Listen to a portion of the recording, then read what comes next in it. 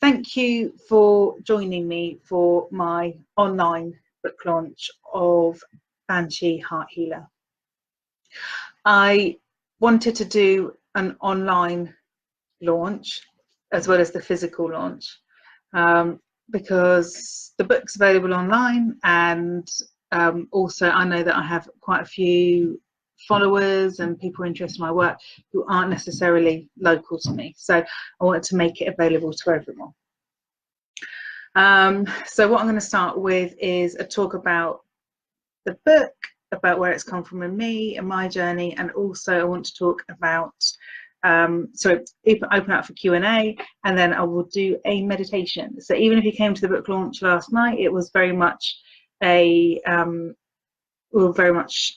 it was a talk and a Q&A, and not meditation. It just wasn't the right environment. So tonight was really important because then I can do the meditation is aimed to connect you into the energy of the Banshee. So the book I started writing tail end of last year, beginning of this year. My personal journey started with the Banshee though quite a few years ago. Probably became conscious of the connection maybe 5 or 6 years ago, and the way that I became conscious of the connection was through doing clearance work and coming across what I originally thought were white women elemental type energies that were helping me clear the land, because it was a lot of outdoor clearance, which I do for fun from time to time. So there was one particular day when I went along to do some clearance, and the white woman stepped forward really strongly, and she said that she was there to help with the clearance. She was able to go through and clear them, and she's very elemental, she's very connected into the earth. And everybody who was there on that day, and some of them were from very traditional backgrounds, from very traditional spiritual backgrounds, wouldn't have necessarily connected into elemental or earth type energies. And they were like, wow, we actually felt, I didn't believe in elementals, I didn't believe in whether you want to call it fairies, whether you want to call it elves, sprites, nymphs, and these are all different variations of different types of elemental energy you can get. Didn't believe in it. Believed our soul passed on, and that was all that there was in the spirit realms.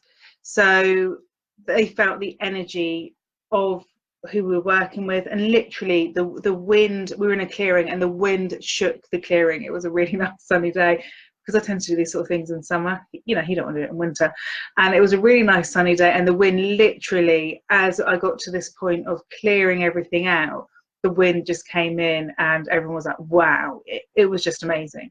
So, and she had with her, the first person actually to connect in with me on that day was a drummer boy who would come to drum and to let the people who were still effectively at war in the woods know that war was over, it was time for them to step down, and many of them were in hiding, but they would trust the drummer boy.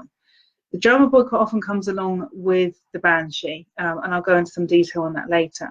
So the Banshee, who I came to realise it was the Banshee, said to me, don't worry, within about 3 days this whole area is going to be cleared. And it was. And the energy in the area did completely change, and people who previously didn't want to walk their dogs down their woods changed their mind. It was, you know, it's funny how things come out in conversation. So she then started to come in more, and not just for clearance work, but also for healing work. And I realised she was the Banshee. And when she came in for clearance work, it was always with people with healing work, it always was people who were into nature, who respected Mother Nature. You don't necessarily have to believe in elemental energy, but have that respect for Mother Nature. That was very strong for her. So I knew when she stepped forward, I had somebody who very much respected the earth and very much had the earth connection. But she was also there for empaths. So these people were empaths who were struggling with their emotions, struggling with a whole host of things. It might have been deep sorrow, it may have been anger, and she would work with me with each of those people in different ways. So I really got to know her energy over time, and I realized it was a Banshee, and yeah, she was amazing to work with, always was. And she was working with me, as these energies always do, on my healing journey as well. So there's lots in the book where I talk about my own personal experiences with her, when she came through, what sort of things she did with me, and the things that I explore within the book through her are not just connecting into her and using her energy in terms of house clearance and all of that type of thing. It's also in the book, it's to do with connecting into her for deep sorrow, which we associate with grief and the passing of somebody, and loss, which again we normally associate with the passing of somebody. She also comes in to talk about anger, and she turns anger into communication, and she turns the deep sorrow and the grief into love and joy. So she effectively changes the vibration of the energy that we work with. She's amazing. She's really, really amazing. So if you ask for her to come and help you with healing, she will do it, as long as you respect the earth. If you're somebody and you think she's not going to come in and cause problems, she's just not going to bother coming in. If you're not somebody who's into the earth and into the planet. So, and I don't mean you have to, you know, live in a field somewhere. You know, those little things that you do a little bit, and you like, that's for you, Mother Earth. Whether it's your recycling or and I always try to add something new into my routine. Like, for example, for a while I've been meaning to get hold of bamboo loo roll, and it just hasn't happened. And then the other day I was like, right, I need to get some bamboo, and I managed, and I got a really big pack of stuff. So it's thinking about not just what you're doing with what you've got, but thinking about your packaging, thinking about where your products come from, thinking about the impact that the whole process has on the environment. And I've done lots and lots of bits and pieces like that throughout my life. You know, whether it's things like, okay, I've decided that I don't like the dairy farming process, so I'm going to cut as much dairy as I can out of my diet, that type of thing. So she'll come in as long as you respect the earth. And she comes in quite a lot. And the book essentially charts the way that I worked with her, and really charts the work that I did with her last year on myself, which was I had my pregnancy last year ended joyfully, because wonderful healthy baby, but it ended early and suddenly because I was really, really desperately ill at the end of my pregnancy. So what she did was basically bring me through that period and help me release the anger that had accumulated from my pregnancy, accumulated from the end of my pregnancy, the trauma that I'd suffered at the end of my pregnancy. And I think it's worth noting that a lot of women just get loaded with postnatal depression when actually they've been through a trauma, and maybe we need to be thinking along the lines of PTSD and post-traumatic stress. So she helped me through all of that, and I go through the visualizations and the work that she did with me. There's some beautiful channel pieces in the book as well, with the channelings directly from her. I talk in the book about sound healing as well, and how she works with the sound. So the mythology behind the Banshee is that she came from the Magmau, the Maymau, and which is the other world in Celtic mythology, and she was able to cross in the mists, and in those mists she would connect into us, and she would help heal us. So what many people may find is that they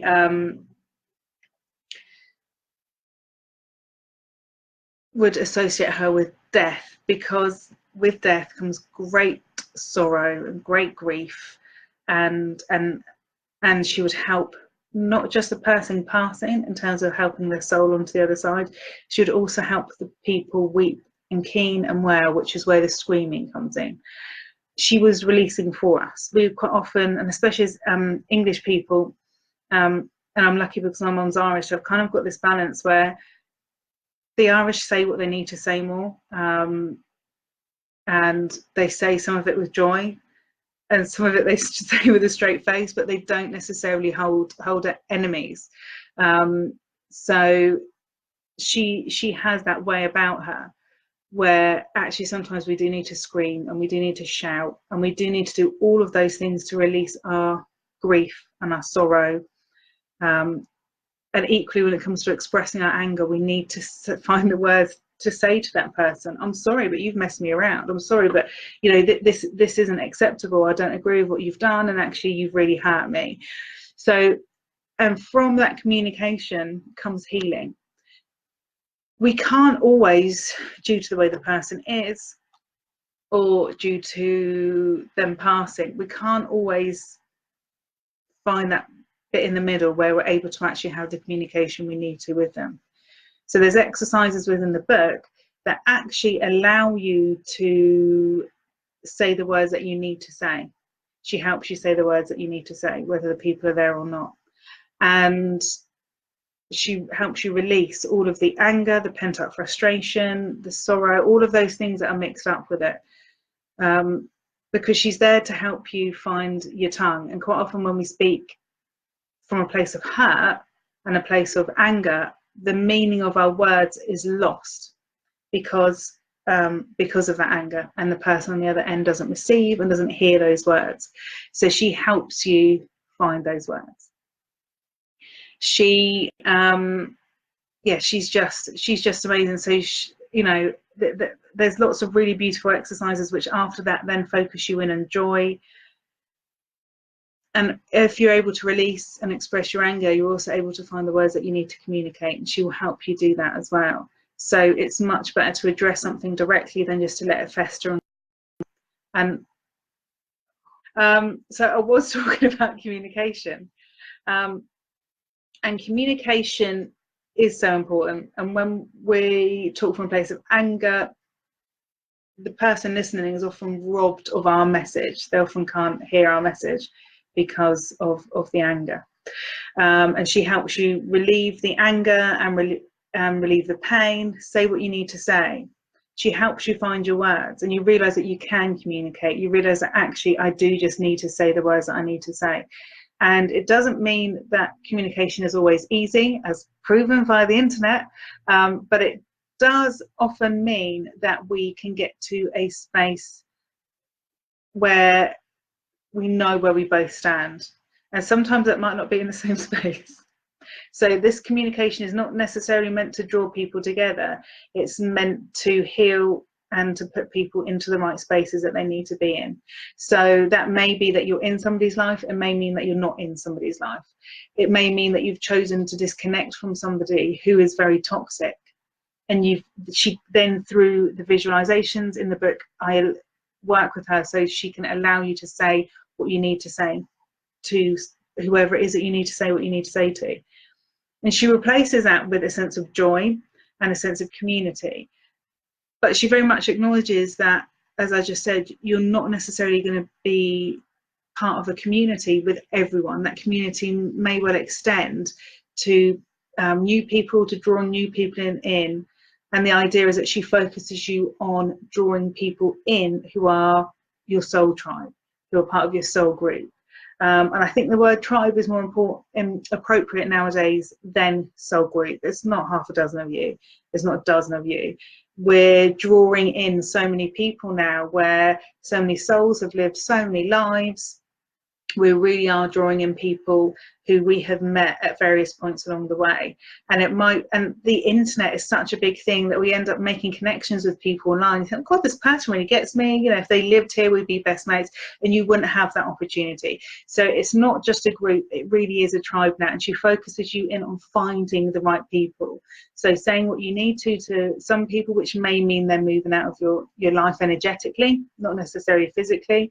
It is worth noting that sometimes when you go through these energetic processes and these psychological processes of having these conversations and healing yourself, that you might actually find that you're given the opportunity to say what you need to someone. It doesn't always work that way, but it may be that for you personally that's something that you need as part of that process. If it is, then the Banshee and the universe will work together to make that happen. And if not, if you're not meant to be in each other's lives, then you're then given space to draw those into that space. For me, there's no point in doing the healing and relieving yourself if you're not putting something else back in its place. And for me, when it comes to relieving the anger and sorting out your communication, it's drawing in joy, and it's drawing joy in the community. So finding that love with other people. And when it comes to the deep grief and the sorrow, again, it's finding the joy, finding the love, and all of those things that go with it. So replacing your loss and your grief and your anger with something very special and something that you're meant to have. And for me, she very much speaks from the Irish perspective, which for me growing up always was community. It always was drawn together in the hard times. It always was people, you know, my nan having leaving the key in the back door. You know, it's all right, it's the back door. So, you know, you never needed a key to my nan's house. You just used to go and let yourself in the back door, which had the key left in it on a constant basis, so you could get in there. So it's a different, it's to focus you back in on what makes us human. And I think quite often in this country, and it's funny, I was talking to somebody about this recently, about how these sort of movements for us to be able to communicate, for us to be able to say what we need to say in the right way, coming at it from a place of love and wisdom and joy and community, that there tends to quite often be people behind it who have got Celtic backgrounds, where the Celticness in you kind of like really great with people not saying what they need to say. I was watching something recently and somebody said, you know, the British have got, you know, can use words as a weapon, and we can. We're very good when we need to be at being unbelievably sarcastic. That can be very funny, and it can be a lot of fun and a great deal of laughter, and that really is how I'd rather go with things. It's just really completely dry wit, where you can't actually tell if somebody's joking or not. That makes it even funnier. But quite often when we use that instead of communication, instead of saying, you know what, you know, I'm not happy with this situation, it ends up being passive aggressive. And there is a big section in the book about passive aggressive, and how quite often as empaths and as energy healers and energy workers, we use passive aggression rather than saying what we need to say. So there is quite a big section where I don't want to hurt that person, so I'm just going to make a comment, or I'm just going to make a hint. And actually that with time that can become toxic. And I do believe that there's quite a lot of people who were originally very sensitive or originally very empathic, and they end up being very toxic people. Some of it is through habit, some of it is learning this is the only way to behave, this is the only way to work, this is the only way to get what I want or what I need, or to be able to say no, because I'm not actually going to say no, I'm just going to moan and make everything as difficult as I can while it's going on, that type of a thing. And that's something that I've had personal experience with as well, with older people who I know that person was unbelievably sensitive, and they learned that off somebody else, because the emotion of guilt was an overriding factor. And I don't want to hurt anyone's feelings, I don't want to make people feel bad, but I don't want to do that. So I'm not going to say no to it. And then that frustration and that anger builds and builds and builds, and it ends up creating a layer of bitterness, which ends up shrouding their sensitivity. So there's a section in the book about that, which is something that I think we all need to be mindful of. But I do find that the Irish way of being is quite different to the English way of being. And my mother sent me to a good Catholic school, so as far as I knew, everyone was Catholic until I was about 10. I just thought everyone was Catholic. Everyone was Catholic. Everyone had First Holy Communions. You know, I didn't know anyone that wasn't Catholic. The majority of them were Irish as well. The majority of them were Irish, few Italians and Spanish and French thrown in, quite a lot of Italian. But geez, yeah, the Irish, it was just that this overwhelming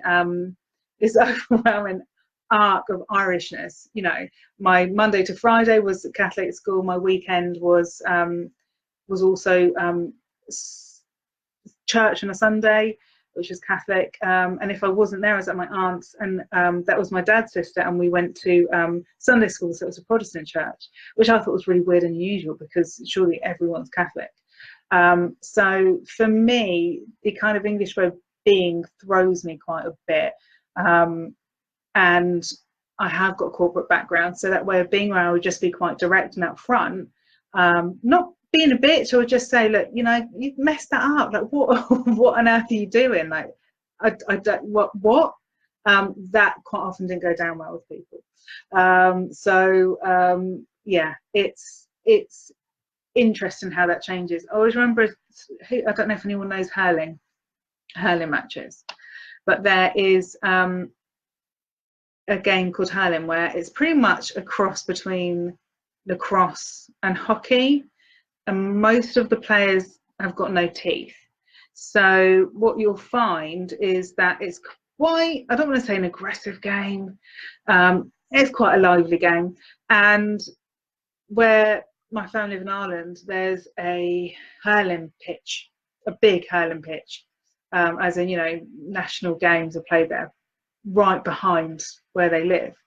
And I always remember going to a match and people arguing, uncle arguing with somebody, going back and forth. And at the end of it, yeah, great game, yeah, see you later, see you on, you know, no anger there. No, you know, they're allowed to disagree. They're allowed to, you know, one of them be slagging off the ref and the other one be slagging off the player, and both sat next to each other on different sides, and that was okay. It's okay to disagree, and that's a really big thing that the Banshee energy deals with, bringing in that kind of very natural way of being that we have forgotten about when by being British, and we forget that actually British roots do go back to Celtic roots. You know, Boadicea or Boudica, however you want to say her name, she gave the Romans a pretty good going for their money. We are Celtic at heart. We are Anglo-Saxons at heart. We're not this post Roman, post Norman, all of these layers which are really not part of who we are. They're not part of our clans, they're not part of our tribes. We would have been in clans and we would have been in tribes before that, in the Celtic, and when the Picts came over, that was very much part of our culture. So it's all about connecting into that energy. That's the sort of energy that you connect into. The Banshee herself was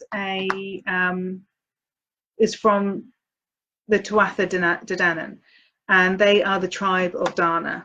So Tuatha De Danann, the tribe of Dana, they're the original people from Ireland, and when they were thrown from the lands and when they came back to take their lands back, it was Dana that drew them back together, and they walked through the mist. They sort of walked through the mist from the other side, from the other world into this world to take back their land.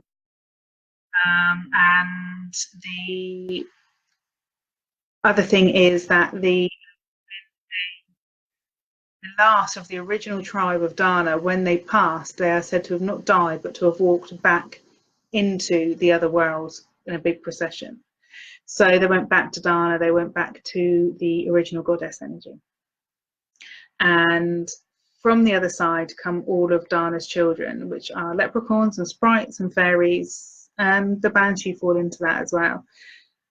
They're a bigger energy than maybe something small like an elven or sprite type energy. They're much bigger, much more conscious, much more complex energies, and they're very much like us energetically. They're, in terms of spirit, which is why we can work with them so well, and why we often don't realize that they're working with our faces. They're coming in on our vibration. So what the Banshee does is she us, knowing us, because kind of like from the same ilk. That makes sense.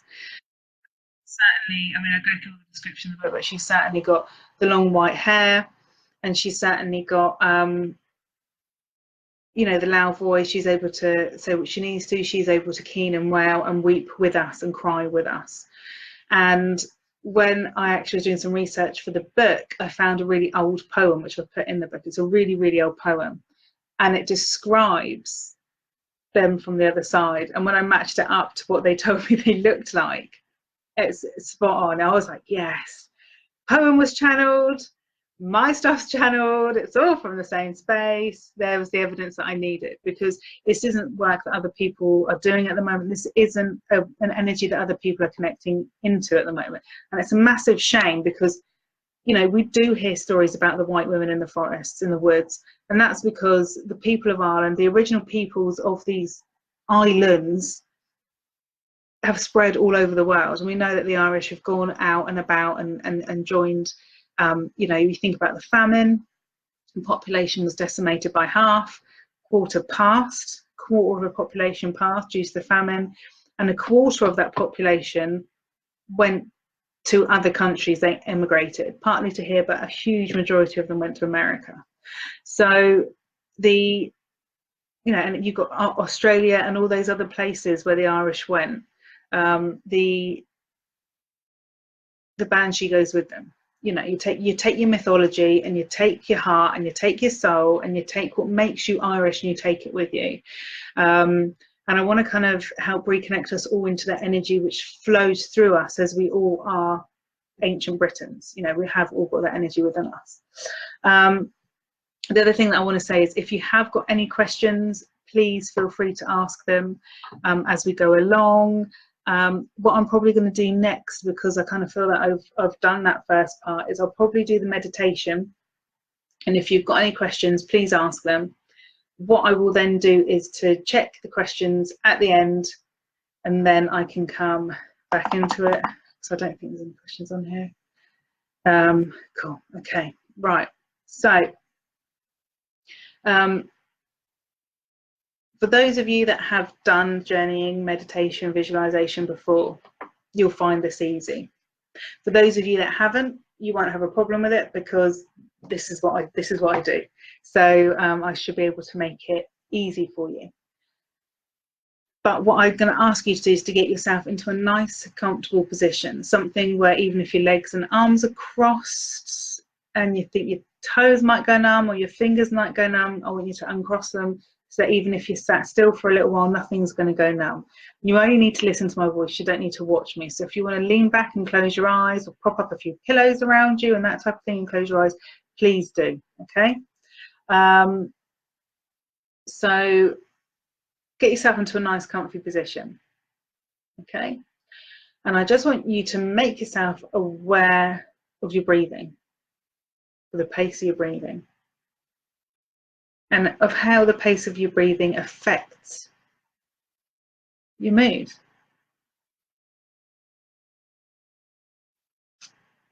And whether or not, if your breathing's faster, it might make you feel a little bit more panicky.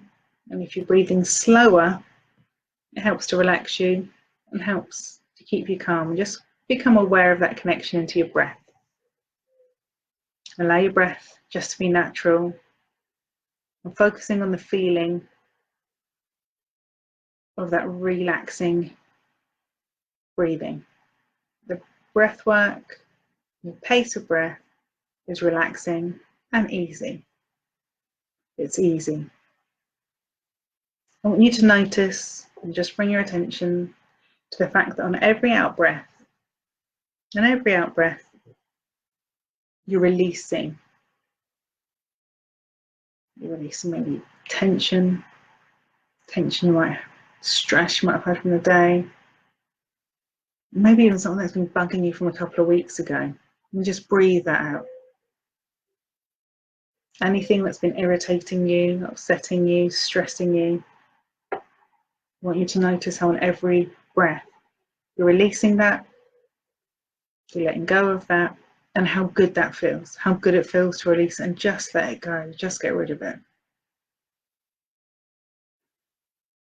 And I want you to notice any sounds that you may have around you. And that it's okay for those sounds to be around you. It's okay for maybe somebody to be doing something else in the other room, or to hear maybe the traffic outside. If you've got your windows open because it's warm, You may hear the pigeons like I can. And all that does is to serve to remind you of how you're doing something quite different. Even if people are hustling and bustling, that's okay. The world's a beautiful place where everybody does their own thing, and that's okay. We're all meant to be doing our own thing. And isn't it wonderful that all those other people are going about doing their own thing, and the pigeons sat cooing in the tree, and you're just sat here doing your own thing, releasing, letting go, taking time for yourself, taking time to relax, and taking time out to feel good, and how joyous that is, and how nice that is, and how amazing it is that you've given yourself that opportunity. So please, feel pleased with yourself that you're sat here taking the time out to do what you need to do. And as you continue to release, I want you just to become aware of that you may be releasing physically from your body as well. So where you hold your tension, you might want to wiggle where you hold your tension. That's always a good thing. Make yourself a bit more comfy. Notice that whether you're holding your tension in your eyes, your forehead, you've been thinking or doing a lot today. On every out breath, you're just releasing that tension. And how by relaxing your eyes and your cheeks and your tongue and your jaw, you've allowed all those little muscles in your face to relax. It may be the first time today you've given them the opportunity to relax. And how your neck and your shoulders are also able to relax. Your shoulders have got no burden to bear. There's no tension there. Just feel the load lift from your shoulders as you breathe out. As you come down to your lungs and your heart, you realise that you're able to take longer, bigger breaths. And in doing so, you're releasing any tension that might be building up in your chest or your diaphragm. You're releasing tension down your arms, down your forearms, each of your little fingers and toes.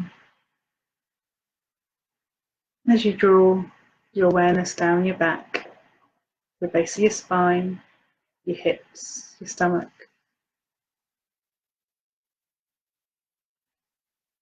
Breathing out anything you need to there, releasing any physical tension.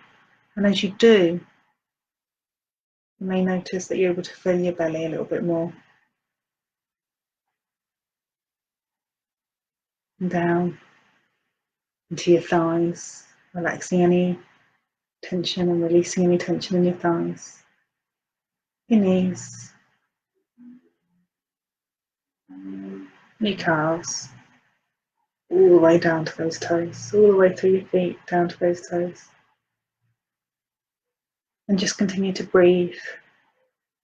Just continue to sit in the bubble that you've created. Your bubble, your space, your own little part of the planet.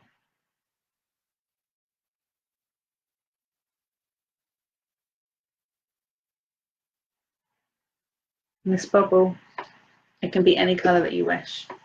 The first colour that comes to mind that your clever subconscious gives you is likely to be the best one. So go with that. How that bubble floats, lifts. It lifts you up. Lighter and lighter. It lifts you higher and higher.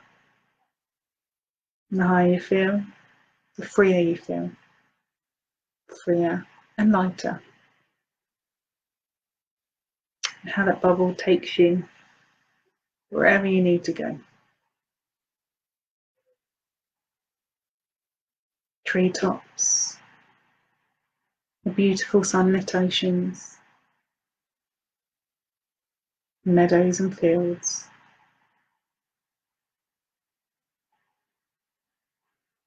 That bubble can take you anywhere that you need to. You just have to think of it and you're there. And as that bubble takes you out,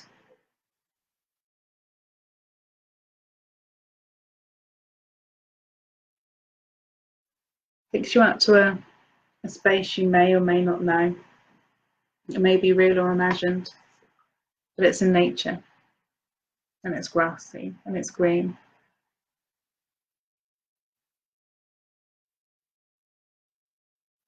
And you feel the grass beneath your feet.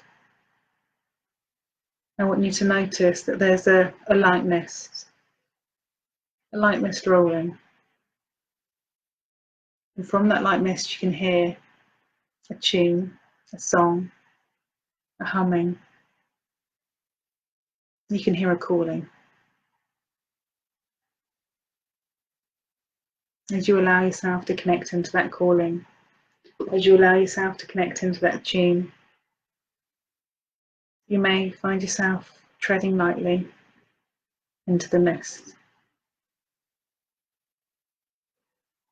The beautiful, refreshing mist. But notice how the air changes, and you know that you're in another world. You can hear the beautiful calling. You can hear the beautiful song.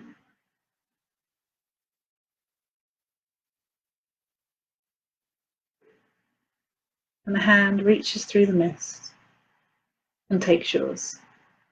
It's a beautiful hand. It's pale and the skin is iridescent. That pale, iridescent skin takes your hand in both of theirs, and you allow the Banshee to step forward. And she has clear blue eyes, or lilac eyes. The skin is iridescent, her eyes are like crystals, her long trails of hair sweeping around her. And she's pleased to see you. She is so happy to see you. She's been waiting for you a long time.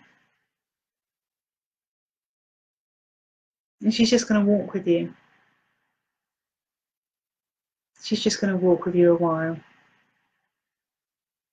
You might find that you tell her a story of you, a story of your pains, of your woes, of your hurts. And you may find yourself listening to a story, wisdom, perspective, understanding, all said from love. Just going to allow you to walk with her for a few minutes.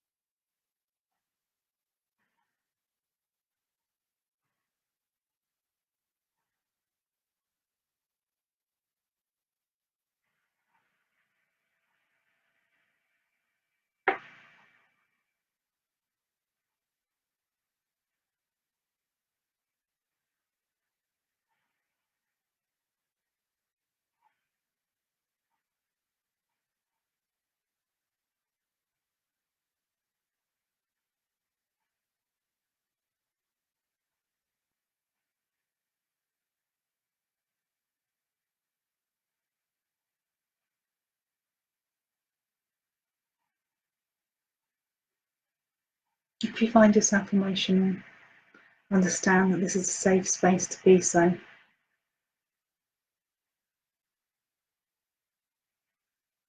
Allow her to hold you.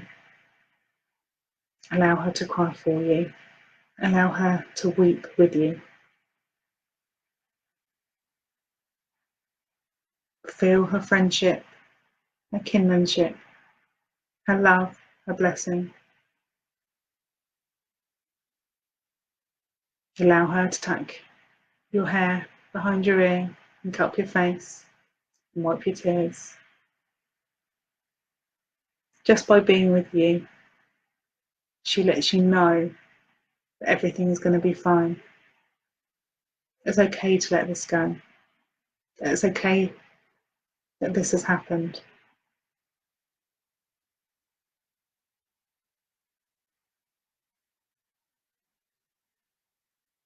You might find yourself sitting with her, overlooking a view, and just sit with her. As you sit with her, you realise that you're breathing and still releasing, but she's sat there breathing with you, releasing for you, transmuting the energy that you're holding, emotional energy which may have turned into physical energy.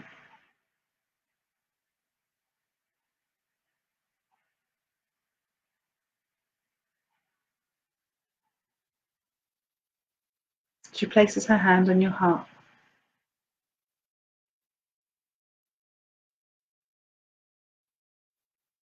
She plants a seed of joy, a seed of growth,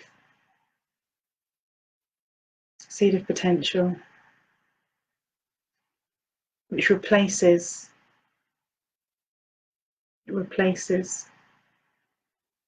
everything and anything that's been released. And just feel that seed grow in your heart, grow in your heart.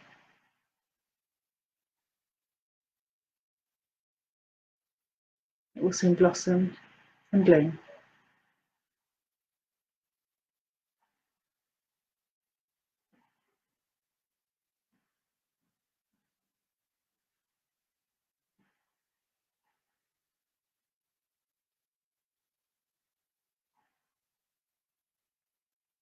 And her time with you is drawing to a close. But you know that you can come back to this point whenever you need to. You know you can go back to this space. It was so easy to find her because she reached out to find you.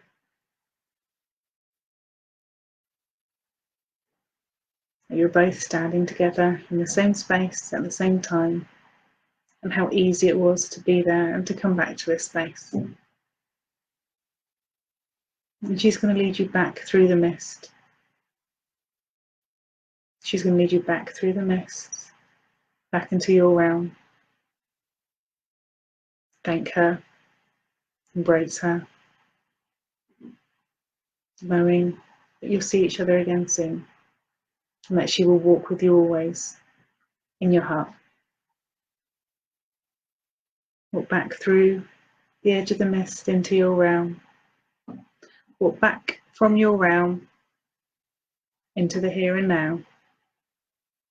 Back into the here and now, and back into yourself. Back into yourself. Becoming aware of your fingers, your toes, your breathing, my voice, the room around you. Stretch, wiggle, open your eyes, and come back into the space.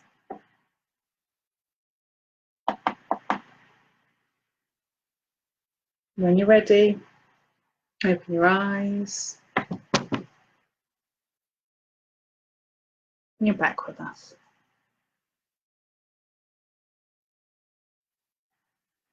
Now, I hope that everyone was able to follow that as they needed to. I'd be interested to hear if you want to give any feedback, if you want any interpretation, if you just want to share what you took from that. There's a few people on here, but I think there might be a time lag. So if anyone has got any questions, Siobhan loved it. Okay, brilliant.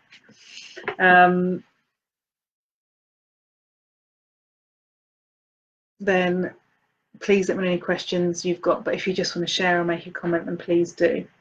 It can be any questions that you've got about what the exercise we've just done, about the book, or about the Banshee. I'm happy with whatever questions you may have.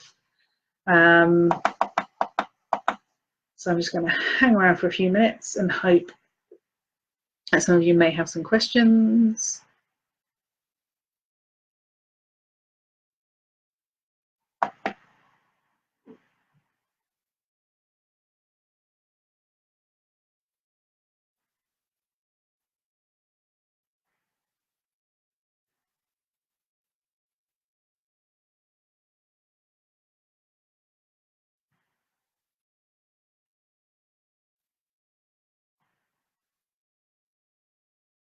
Okay, just going to refresh my feed. Oh, bless you, James. Just said that she felt very emotional, but it was the release that she needed. And I know we've spoken a few times, Jane, about that physical ability to cry and all of that type of thing. So yeah, it's hard when you're doing it, but yeah, absolutely, we sometimes do just need that physical release of our emotions. This, you know, crying is what we're designed to do. We're designed to release with that crying and with that emotion, and she provides us that safe space to do that. You kind of feel guarded and closeted, and yeah, she's amazing. And Siobhan's just said the song she's had for a while now, which is fascinating, and I'm not surprised. But yeah, she's her song is just fantastic. I've got a whole section in the book about sound healing and interpreting the sound that you hear, which is just beautiful. Oh, Jane did feel safe. That's good. That's good to know. It is tough sometimes when you're trying to deal with your emotions, especially if you're trying to deal with them in a measured way. I don't always deal with my emotions in a measured way, and I've got a tale in the book about me completely laying down on the floor and crying my eyes out. And sometimes that's all you can do. Sometimes it's the only way that you can be, and having that safe space to feel guarded and protected and loved while you're doing that's really, really important. Siobhan's saying that she heard the song a lot in Ireland, so it makes perfect sense. Absolutely. Absolutely.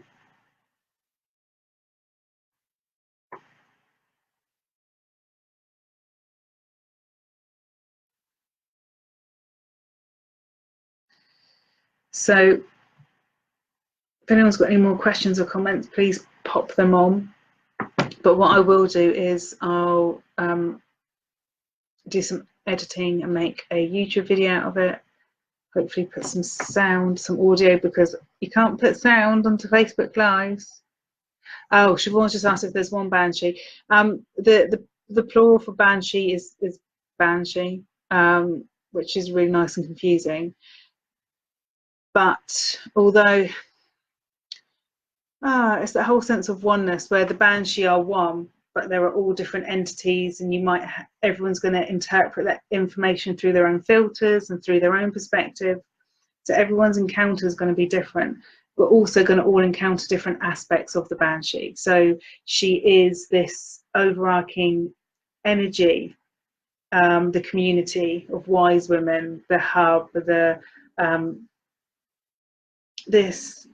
she's an aspect of the divine feminine, and so she kind of embodies a whole energy, and from that all these different we all have these different encounters from this one energy.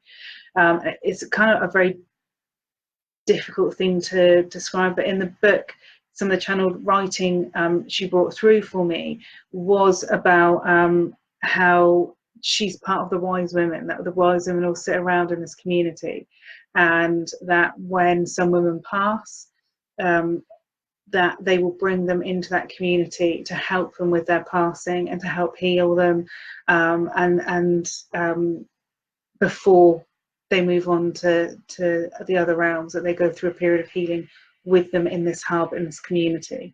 And some of them stay, some of them, some become part of this oneness. So it's sometimes it's really quite difficult to kind of describe. Okay, so Siobhan was saying she saw this community of women as she walked with her. So that makes perfect sense. Yeah. It's a beautiful energy. It's one of those things where you try to describe spiritually what you're feeling, what you're seeing, and what you're picking up, and trying to put it into a language that we can understand is quite difficult, as we all know. So she's a really wonderful energy. It won't just be, there'll be one that you will work with, and there will be others as well. Like, for example, the goddess Freya, who comes in on the Nordic gods, she's a Banshee. She helps with passing. And I've also had, and Jane said that she has a lot of sweet fragrance, very feminine smells. That makes perfect sense, because funnily enough, what I was literally going to say, Jane, you know, the universe, and you read in my mind, is there's one Banshee who stepped forward, and her name is Roisin. She's effectively almost comes in on the goddess vibration, but she is a Banshee, and Roisin means dark rose. So she is this very much, that Banshee very much resonates with the rose, and you'll see that throughout the book. There's a lot of talk about the rose, because she's the wild rose, she's a briar rose. So she has got this sweet, beautiful, growing fragrance. And those of us that work with and understand frequencies, know that the rose is one of the highest vibrating flowers. So in terms of healing, the rose is unbelievably strong, and the Banshee very much connects in with that. And Roisin, the dark rose, connects in with that. She's not afraid of the dark. She's not afraid of your dark parts, the parts that you're hiding yourself from. She's not afraid of the bits that, you know, you're scared of in yourself and you don't want to deal with. You know, she's there to help you and enable you through that in a very loving way. Yeah, it was rose. It's such a beautiful scent. It's something that I've worked with for a long time, because I work with the aromatherapy as well, and the rose is a very expensive scent, but at the same time it's unbelievably powerful, and it is something that helps with deep sorrow and grief. So it's something that, even if it costs me quite a bit, I normally have a bottle of it somewhere, because it's just so lovely. And I actually used it as the blessing oil on my daughter for her naming day the other week. So for me it's very, very powerful indeed. It's beautiful. So I'm really glad, Jane, that you really connected, because it really does sound like you've really connected into it in quite a deep way. It's wonderful, which probably means that you've been working with her for a while anyway. So yeah, I'm here. Throw all the senses at you, which is wonderful, beautiful. Okay, so what I will do is I'll likely pop up on here in the group as well a link to the book, which is available on Amazon if you'd like to purchase it. It's also on Kindle, so you can either order it as a paperback or order it as a Kindle version. It's up to you. Might try and do Audible, but yeah, means me recording my own voice, which is always fun. So we'll have to see how I go with that. But it is available on both Kindle and paperback versions via Amazon. So if anyone else has got any questions, comments, or anything like that, can you keep me a copy? Yes, Siobhan, I can absolutely keep you a copy by, and I will sign it for you, my love. And I think that may be it. So if anyone else has got any other questions or comments, please let me know. If not, we'll probably sign off. Just check. Lovely. Okay, my loves, I am going, and I'll see you later. Love you. Bye.